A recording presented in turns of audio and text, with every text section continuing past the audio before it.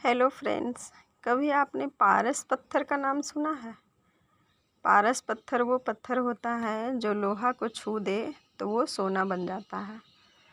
कहने का मतलब है कि पारस पत्थर अगर खोजने निकलिएगा तो कहीं नहीं मिलेगा। पारस पत्थर हम लोग मनुष्य ही पारस पत्थर हैं।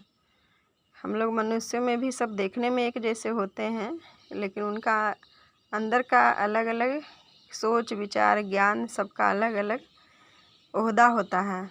कोई भी अगर संत महात्मा या फिर किसी फ़कीर को या फिर कोई भिखारी को आप देख करके आप उसको एकदम ख़राब नज़र से देखते हैं। आप सोचते हैं कि वो एक भिखारी है, फ़कीर है, इस तरह का भावना रखते हैं।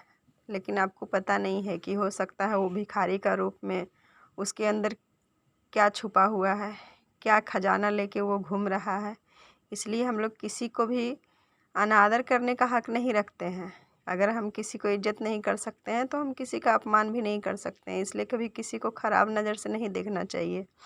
और पारस पत्थर वो पत्थर होता है जैसे कि महात्मा गौतम बुद्ध थे, वो उनका अभी तक उनकी बातों को लोग अभी तक याद करते हैं और अपने जीवन में उसको उतारते हैं और उनकी बातों से अभी तक लोग प्रभावित होते हैं। कितना सौ साल हो गए उनके गुजरे हुए, वो इस दुनिया में अब नहीं है, फिर भी वो अपने आप को अपने अंदर में झांके, अपने आप को इतना ना गहराई में अपने अंदर उतर गए कि उनका इतना ज्ञान हो गया कि वो एक भिक्षुक के रूप में एक भिक्षुक थे वो, लेकिन फिर भी वो अपनी बातों से बहुत लोगों का जीवन को सुधार दिए।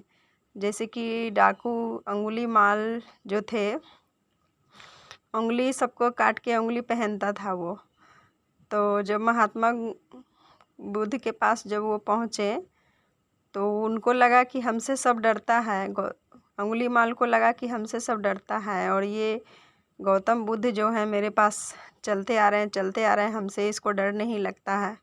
कितना भी बोले कि रुक जाओ, वो नहीं रुके, वो निडरता से बढ़ते रहे। उनको तो कुछ का डर तो था नहीं, वो तो ना मौत से डरते थे, कुछ का भी उनके पास डर नहीं था। तो जब वो निडर होके बढ़ते रह गए तो उसको लगा कि इसमें कुछ खास बात है। तो जब गौतम बुद्ध बोले कि तुम सबको उंगली काटता है ना, ठीक है, तुम सबका उंगली काटता है तो पेड़ से पत्ता तोड़ करके लाओ। जब वो पत्ता तोड़ के लाया तो जब बोले गौतम बुद्ध बोले कि वो पेड़ का पत्ता तुम उस पेड़ में जोड़ दो।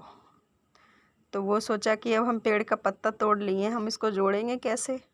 वो जोड़ने गया, वो जुटेगा? कभी भी नहीं जुटेगा।